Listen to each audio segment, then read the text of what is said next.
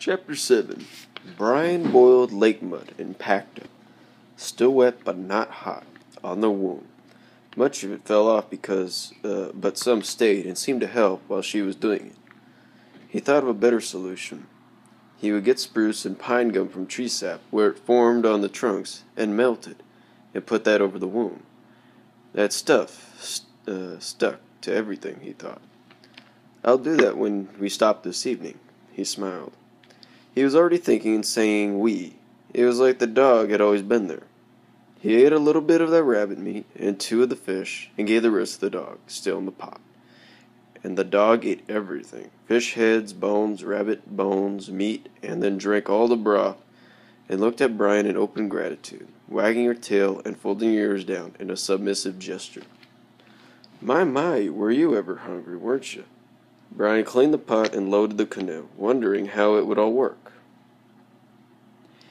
He had become competent with the canoe, perhaps even expert, but he had never tried to take a large dog with him. Canoes are not the most stable of craft, and a dog going crazy would pretty much upset the whole apple cart. He tied the cargo down well and used a bit of cord to lash the bow and quiver, so that if they rolled, all the gear would stay with the canoe.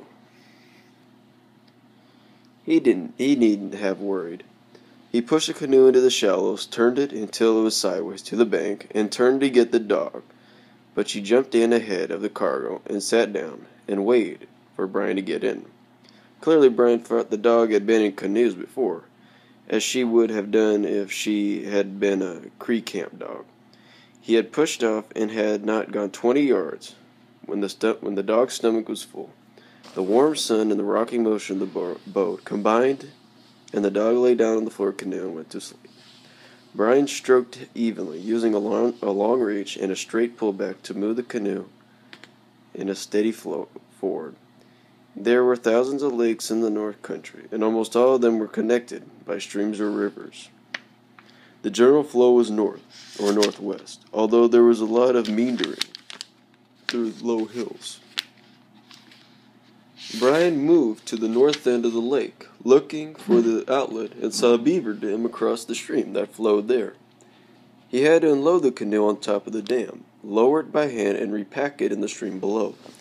It was the only thing he didn't like about the Kevlar canoe. It was light and wonderfully strong, but too flexible for hard work.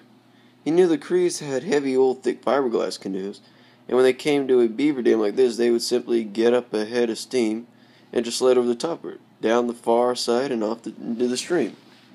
But the dog jumped nimbly out of the canoe and back in with no problem, and they followed the stream 4 or 5 miles, moving through several ponds and over 5 more beaver dams before coming to another lake. Because of the time spent going over dams, it was coming on to evening, time to find a place to stop before dark so he could catch some fish and maybe do an evening hunt for a small deer. They had seen 4 mooses during the day, feeding in the ponds, and 2 of them would have been easy kills. Brian had come very close on one of them, a small bull, but still, he was over 600 pounds. And even with the dog, that was too much meat to deal with, and he wouldn't want to waste it. The dog's reaction to the moose had been interesting. Rather than bark or whine or even make a fuss, the dog had merely crouched in the canoe, laid its ears down to lower its silhouette, and watched in silence, and now and then looking back at Brian, as if to say, "Aren't you going to shoot?" He found a flat place near the outlet of the stream, into the next lake, and pulled into shore.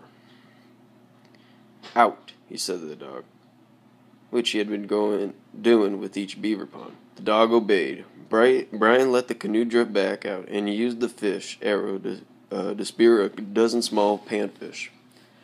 There were hundreds under the lily pad. He used a piece of string for the stringer, which he fed through the gills, and left them in the water to keep. He tied the dog up again, took the bow with his quiver, and moved into the brush. From the canoe he had seen another clear farther up the shore, and he knew white-tailed deer liked to come into the clearings in the late day, probably to get away from the flies and any evening breeze. He moved so silently as possible through the trees and thick willows toward the clearing. He stopped and watched a rabbit move past him and freeze into what would have been an easy shot for and a quick kill. Good meat, but he felt confident about the clearing and didn't want him to take a chance. He had become extremely good with the bow, exceptional. Twice now he had taken grouse on the wing, an almost impossible shot. He knew he was good. He was good with the bow because his eyes were quick, and he saw inside things where the arrow had to go, and saw the arrow almost as a line of light to the place where it should hit. Not a target, not for fun, as an extension of his mind in an almost zen state, but for one thing and one thing only: to hunt. To see where the arrow would have to go to make food, to make meat, to make, oddly, life out of death. The Cree family had thought him strange at the first because he used a bow while they had 30-30 rifles. But then they had seen him shoot and seen how much of a part of the kill he had became.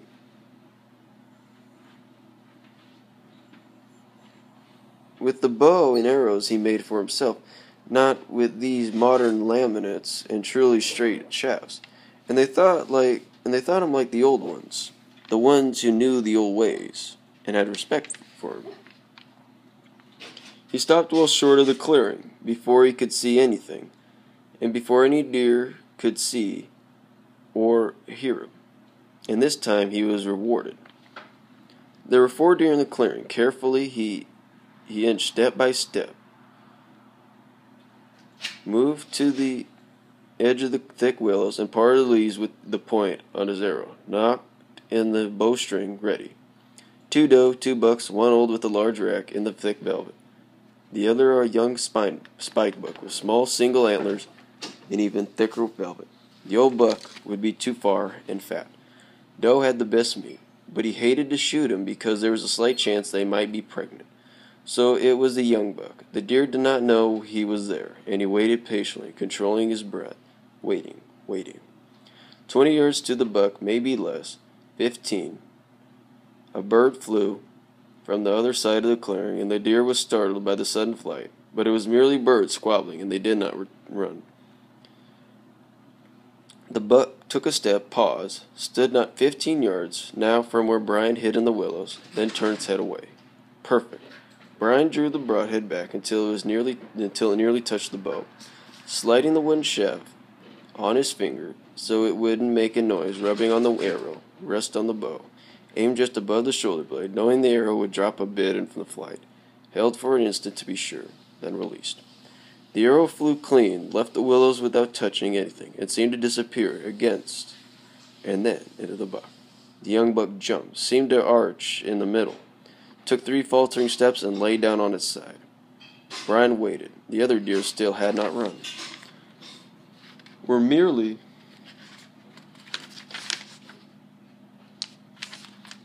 watching the small buck as if curious, and Brian stood that way, quietly letting the arrow do its work for a few seconds, and then the buck laid its head over, facing east, so many animals did when they die, and the light went out of his eyes, and he ceased to be a deer, and became meat, food.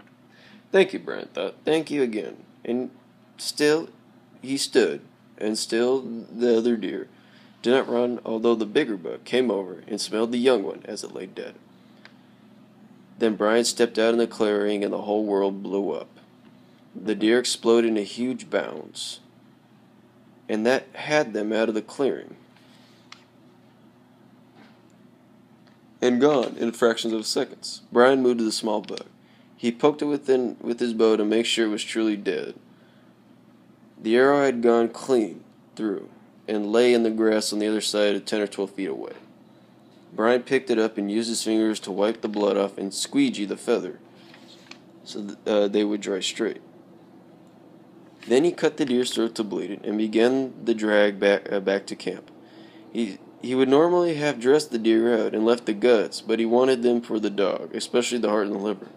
It was 400 yards to camp, not very far, but through thick brush it was almost dark by the time he had dragged the deer back. The dog whimpered when he arrived and wagged her tail. And Brian put a pot of water on to boil almost dying of thirst, and gathered wood for a long fire. He would be dressing and skinning and cutting the deer after dark, and would need light. "Big feed," said the dog, taking out his knife and stone. "Big feed tonight. We'll stay here and eat." And from the way the dog was wagging so hard she nearly fell down, she agreed completely.